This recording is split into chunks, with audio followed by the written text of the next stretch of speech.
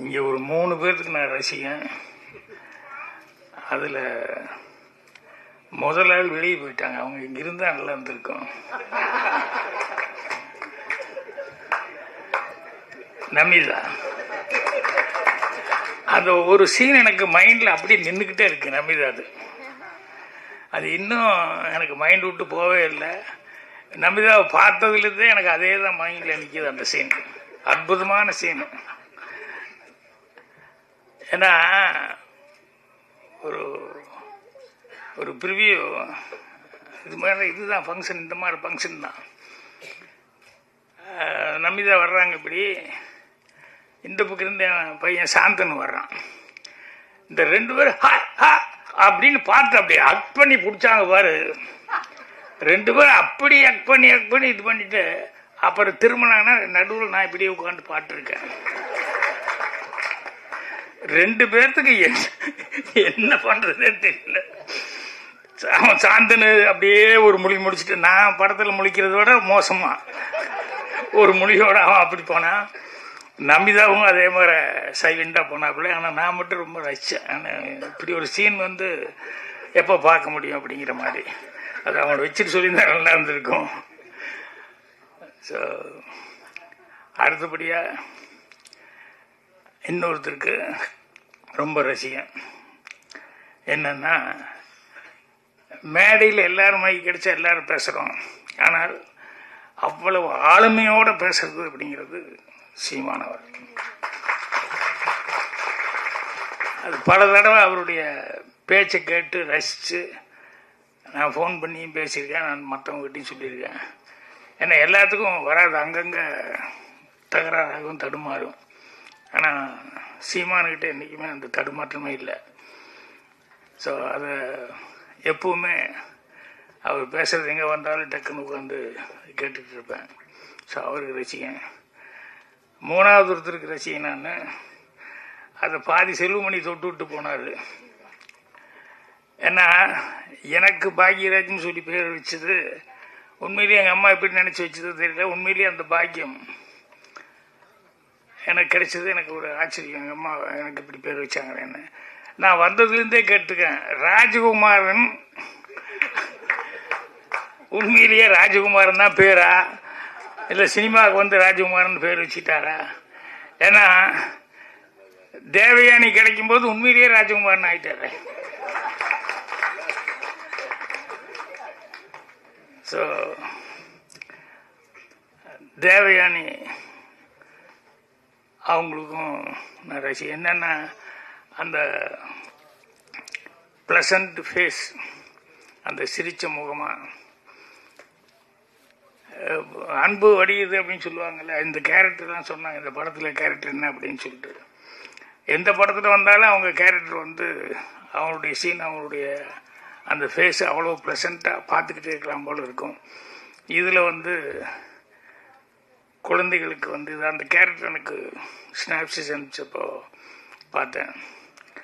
So அது அந்த அளவுக்கு அவங்கக்கிட்ட அந்த அவங்க தம்பி பேசும்போது சொன்னாப்புலையே, அம்மாவை நான் பார்க்கல, ஆனால் எனக்கு அம்மாவை விட இவங்க தான் எனக்கு மைண்டில் வருது அப்படின்னு சொல்லிட்டு, அதை தான் அவரும் செல்வமணி நான் கவனிச்சுக்கிட்டே இருந்தேன், அவ்வளோ ரசித்தாங்க அப்படின்னு சொல்லிட்டு. அது கூடவே இன்னொன்று சொன்னார், என்னென்னா அந்த குழந்தைய பேசும்போது அவங்க அம்மாக்கள் எப்படி ரசித்தாங்க அப்படின்னு சொல்லிட்டு. ஸோ அந்த வகையில் அவங்களையும் நான் ரொம்ப ரசித்து பார்க்குறேன். சந்தோஷமாக இருந்தது. படத்தில் ஆரம்பத்தில் ஓப்பனிங்கே டைட்டில் அந்த டிசைனோட நிழல் குடை அப்படின்னு வந்தது. அந்த ரீரிகார்டிங்கும் அந்த டிசைனும் அவ்வளோ எடுப்பாக இருந்தது. அந்த ஆர்ஆர் அவ்வளோ பிரமாதமாக மியூசிக் டைரக்டர் அவ்வளோ அழகாக ஸ்டார்ட் பண்ணி அதுக்கப்புறம் சாங் வந்துருச்சு. ஸோ அவ்வளோ சிறப்பாக பண்ணியிருந்தார். அவர் இல்லாமல் அப்புறம் ஹீரோ ஹீரோயின் அந்த 2 குழந்தைங்க நடித்தவங்க, இன்னும் படத்தினுடைய டெக்னீஷியன்ஸ் எல்லாருக்கும் இப்போ என்னுடைய அட்வான்ஸு வாழ்த்துக்களை தெரிவிச்சுக்கிறேன். இந்த படம் எனக்கு என்னமோ ஒரு நம்பிக்கை இருக்குது. என்னென்னா சில பேர் சினிமாவில்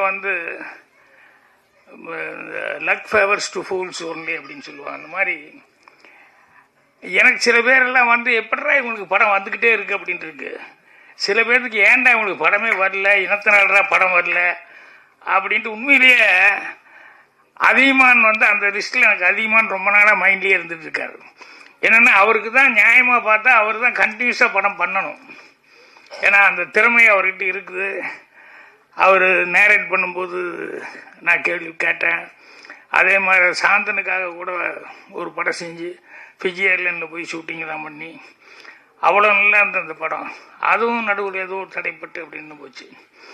ஸோ அந்த மாதிரி சில நேரங்களில் வந்து 1 கிலோ அறிவாளியாக இருந்தாலும் ஒரு 10 கிராம் அதிர்ஷ்டக்காரங்கிட்ட கை கட்டி தான் நின்னாகணும் அப்படின்னு சொல்லுவாங்க. அந்த மாதிரி சினிமாவில் சில நேரங்களில் வந்து அதிர்ஷ்டம் சில பேர் திறமைசாலிகளுக்கு வந்து கை கொடுக்காமல் இருக்கு. அது எனக்கு ரொம்ப மனசு கஷ்டமாக இருந்தது. ஸோ அதிகமான் அவர்கிட்ட ஒர்க் பண்ணவர் இவர் சிவா ஆறுமுகம் அவர்கள் அப்படின்னு சொல்லும்போது, இந்த தேவயானையெல்லாம் இவ்வளோ தடவை கேட்டாங்கல்ல, கேட்கவே வேணுங்கிறது இல்லை. கண்டிப்பாக இந்த படம் வந்து படம் நல்லா பண்ணியிருப்பாங்க. கண்டிப்பாக படம் வந்து ஸ்லோ பிக்கப் ஆகும். அது ஓப்பனிங் இருக்கோ இல்லையோ ஸ்லோ பிக்கப் ஆகும். அந்த அளவுக்கு படத்தில் அதிகமானலாம் வந்து அவரே வந்து ரொம்ப இன்வால்வ் ஆகி இந்த படத்துக்காக வாங்கன்னு சொல்லி கூப்பிட்டாரு. அதே மாதிரி பாலசேகர் வந்து அவரும் வந்து அவசியம் இந்த படத்துக்கு நீங்கள் வரணும் சார், அந்த ஆடியோ ஃபங்க்ஷனுக்கு வரணும் அப்படிங்கிற மாதிரி எல்லாம் கேட்டேன்.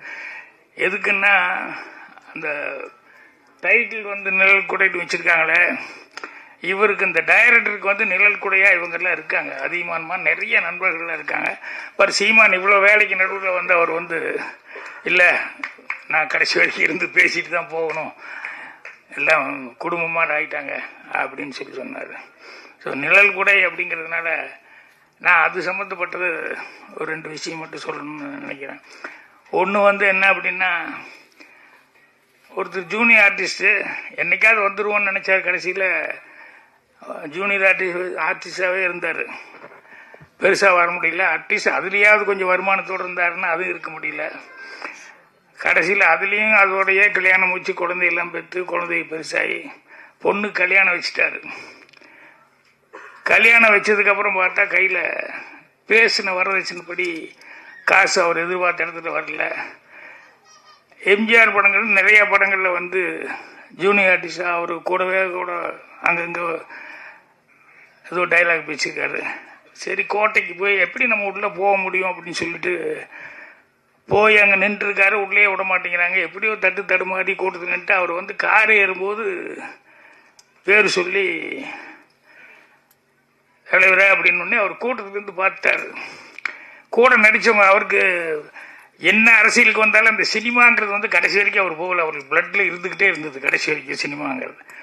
பார்த்தோன்னே நான் நம்ம கூட நடித்தாள் அப்படின்னு சொல்லிட்டு என்ன வான்னு சொல்லி கூப்பிட்டது. என்ன அவ்வளவு கூட்டத்துக்கு நடுவில் பொண்ணு கல்யாணம் காசு ரெடி பண்ண முடியல, நிறுத்தலாமா கேன்சல் பண்ணிடலாமாங்கிற அளவுக்கு இருக்குது.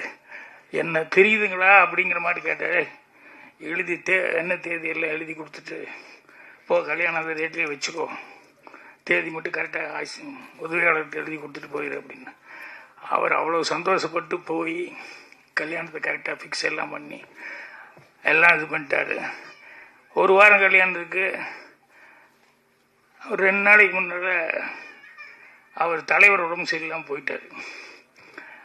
அவர் இறந்துட்டாருன்னு சொன்னோன்னே இவர் பயங்கர ஷாக்காகி எங்கே போய் யார்கிட்ட என்ன சொல்ல முடியும் அப்படின்னு சொல்லிட்டு 2 நாள் அந்த துக்கத்தையெல்லாம் பார்த்துட்டு 3ஆவது நாள் இவருக்கு பர்சனலாக இனிமேல் கல்யாணம் நடக்காத பிரயோஜனமே இல்லை அப்படின்னு சொல்லி அதோட ஃபேமிலியில் எல்லாருமே வேறு மாதிரி ஒரு டிசிஷனுக்கு வந்து எல்லாம் வாங்கி வச்சுட்டாங்க. சாப்பிட்றதுக்கு எல்லாம் ரெடி ஆகிட்டாங்க. நைட்டில் அந்த டைமில் கதவு தட்டுற சத்தம் என்னன்னா, கதவு திறந்தா நான் சிஎம்மோட பிஏங்க அப்படின்னா அப்படியே ஷாக்கோடு பார்த்தா, இல்லை எப்படி அவர் நோட் பண்ணி வைன்னு என்ன சொல்லியிருந்தாரு. நான் நோட் பண்ணி வச்சேன். என்கிட்ட கொஞ்சம் பணத்தை கொடுத்து அப்பா போகிறோம், அவங்களுக்கு முதலே கொண்டு போய் கொடுக்கணும், அதனால் எதுக்கு நீ கையில் வச்சுருந்து ஞாபகப்படுத்து, ஏன்னா நம்ம ரொம்ப நம்பிக்கையோடு இருந்துப்பான் அந்த ஆள் அப்படின்னு சொல்லி கொடுத்துட்டு போனார். இந்தாங்க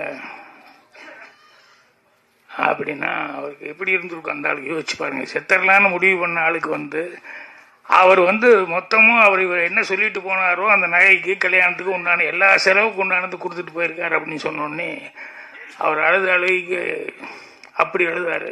அதுக்கப்புறம் ஜானகி அம்மா வந்து அவ்வளோக்கு நடுவுலையும் அவங்ககிட்ட சொல்லியிருப்பாங்க, பிஏக்கு தெரிஞ்சிருக்கு. அப்புறம் அவங்க வந்து கல்யாணத்துக்கு வந்துட்டு போனாங்க. எதுக்குன்னா அப்படி ஒரு நிழல் கொடையாக வாழ்க்கையில் வந்து வாழ்ந்ததுனால தான் இன்றைக்கும் அரசியல் மேடை எந்த மேடையிலையுமே அவர் அவாய்டு பண்ணி 6 நாளையும் ஒன்றும் பண்ண முடியல. ஸோ அந்த நிழல் கொடை டைட்டில் கேட்ட உடனேயுமே எனக்கு அந்த இன்சிடென்ட் நான் வந்தது. என்னென்னா நிழல் கொடையாக இருக்கிறது இப்போது சாதாரணமாக நினைப்பாங்க, அவர் சிஎம்மாக இருந்தார், அவர் படங்கள் நிறையா செஞ்சாங்க, அதில் எல்லாம் சம்பாதிச்சிருக்காரு, அவர் செலவு பண்ணார் அப்படின்னு சில பேருக்கு அந்த தாடு கூட வரும். அது இல்லை, மனசுங்கிறது தான் ரொம்ப முக்கியம்.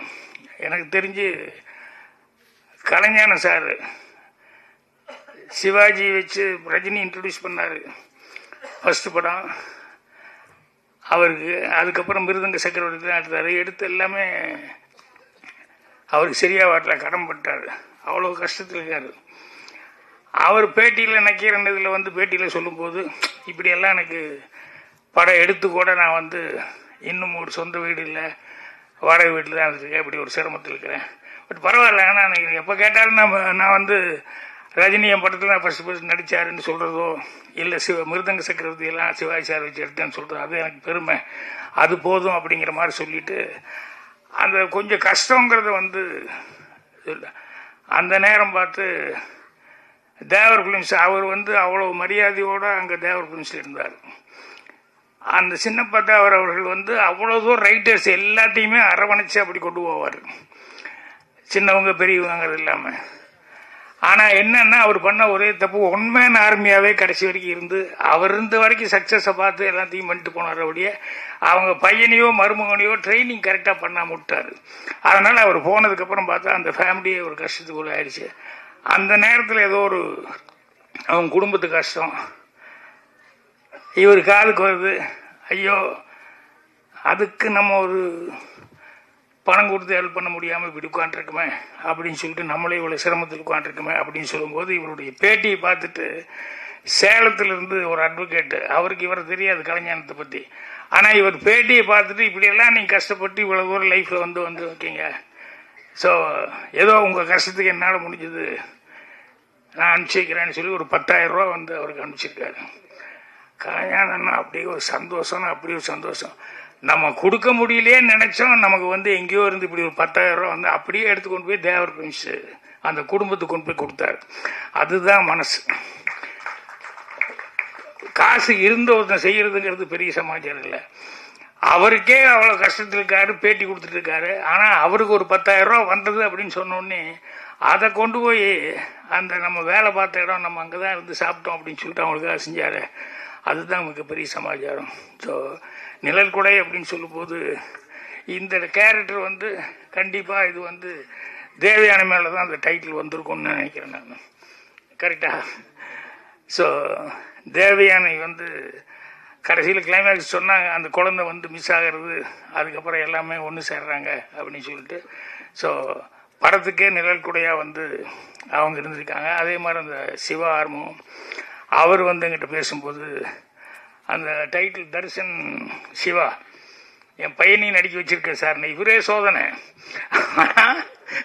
பையனை நடிக்க வைக்கணும் அப்படின்னு சொல்லிட்டு இந்த அப்பாக்களுக்கெல்லாம் உண்டானது இதெல்லாம் அந்த மாதிரி சில சமாச்சாரங்கள் அதை வந்து வரிஞ்சு கட்டி எதாவது பண்ணலாமேன்னு சொல்லி பண்ணும்போது அதில் நல்லது நடக்கிறது உண்டு, சிலது மாறியும் நடக்கிறது உண்டு. ஆனால் அவர் வந்து சொன்னார், பையனை நடிக்க வச்சுருக்கேன், நீங்கள்லாம் வந்து ப்ளஸ் பண்ணோம் அப்படின்னு சொல்லிட்டு. ஒன்றும் இல்லை, ஒரு 2-3 க்ளோஸ்அப் பார்த்தேன் அந்த பையனது. அந்த பையன் உண்மையிலேயே அவன் லுக்கு, அவன் பார்க்குற இதெல்லாம் வந்து உண்மையிலேயே இந்த பையன் வர முடியும் அப்படிங்கிற அந்த நம்பிக்கையை வந்து கொடுத்தது. அதனால் அது அதில் கெட்ட பேரமாக இருந்தது இல்லையா? வாழ்த்துக்கள், கண்டிப்பாக நல்லா வருவீங்க நீங்கள். உங்கள் அப்பாவோட இதை சொல்கிறேன், ஏன்னா பெத்தாச்சுன்னா அதோட முடிஞ்சு போகல, அதுக்கப்புறம் பாருங்கள் இதெல்லாம் வந்து கேட்க வேண்டியது, இதெல்லாம் பண்ண வேண்டியிருக்கு. ஸோ அவருக்கு அவங்க ஹீரோயின் எல்லாம் நடித்தாங்க, அவங்க எல்லாத்துக்குமே என்னுடைய இது. இந்த ஹீரோயினுக்கு என்னன்னு தெரியல, இந்த பெரியன்னு அடிக்கடி சொல்லிட்டு இருந்தாங்க. என்னுடைய பெரிய வாழ்த்து, நன்றி, என்னுடைய பெரிய வணக்கம், என்னுடைய பெரிய பெரிய அப்படின்ட்டு. சரி, நான் நினச்சிட்டேன், சரி நமக்கு ஆகும்னா அந்த ஷோன்னு எனக்கு வர்ற மாதிரி வந்து இந்த பெரியங்கிறது வந்து அவங்களுக்கு ஒரு இது மாதிரி வந்துடுச்சு போல அப்படின்னு சொல்லிட்டு அவங்களும் வந்து ரொம்ப அழகாக இது பண்ணியிருக்காங்க. ஸோ படத்தினுடைய டெக்னீஷியன்ஸ் எல்லாத்துக்குமே வந்து என்னுடைய வாழ்த்துக்கள் தெரிவிச்சுக்கிறேன். கண்டிப்பாக நான் சொன்ன மாதிரி அதிகமானவர்கள் எல்லாம் இதில் வந்து இருந்திருக்காங்க, கலந்துருக்காங்க அப்படின்னு சொல்லும்போது கண்டிப்பாக ஒரு நல்ல படத்தை தான் அங்கே வந்து எடுத்திருப்பாங்க. அதனால் ஜனங்க சப்போர்ட், பத்திரிக்காரங்க எப்படி நீங்கள் நல்லா இருக்கிறது நல்லா இருக்குன்னு எழுத போகிறீங்க, ஜனங்க கிட்ட வந்து அது போகும்போது உண்மையிலேயே அதுக்கு உண்டான மரியாதை கிடைக்கும். அப்புறம் இங்கே பேட்டி இந்த தமிழ் ஐஸ்வர்யாவா தமிழ் சுதி சுத்தமாக பேசணுமா, ரொம்ப நல்லா இருந்தது. நானும் தான் தமிழ் மீடியம் படித்தேன், எனக்கு தமிழில் எவ்வளோ தகராறு இருக்கு எனக்கு தான் தெரியும். ஆனால் தமிழ் அவ்வளோ சுத்தமாக பேசுகிறாங்க. முன்ன எல்லாரும் சொன்ன மாதிரி என்னென்னா அவங்க கொஞ்சம் டைம் எடுத்துக்கிட்டாங்க. ஏன்னா இந்த மாதிரி நேரத்தில் தானே அவங்க தமிழை காமிக்க முடியும். அதனால் தமிழ் உச்சரிப்பு ரொம்ப நல்லா இருந்தது. ஸோ அதனால் நான் நல்ல வேளை என்னை வந்து சீமானை பேச விட்டு அவருடைய தொண்டர்கள்லாம் காணாமல் போய் அதில் ஒரு கேப் ஆகி அதுக்கப்புறமா பேசுறதுங்கிறது இல்லாமல் இப்போ நான் பாருங்க, நான் பேசியாச்சு, டென்ஷன் இல்லாமல் சீமான் பேசுறது ஆனந்தமாக கேட்கலாம். ஏன்னா அவர் கதை சொல்லி கேட்டிருக்கேன், சும்மா உட்காந்து பார்த்து பேசிட்டு இருக்கேன், அதுக்கப்புறம் மீட்டிங்கில் பேசுகிறேன். இந்த மாதிரி லைவாக சில நேரங்களில் தான் வந்து பேசுறதுக்கான சான்ஸ் கிடைக்கும். ஸோ அதனால் உங்களை மாதிரியே நானும் அவளோட காத்துட்ருக்கேன். மீண்டும் ஒரு முறை இந்த பட டீமுக்கு, அவர் சிவா ஆறுமுகம் எல்லாத்துக்குமே என்னுடைய வாழ்த்துக்களை தெரிவிச்சுக்கிறேன். நன்றி, வணக்கம்.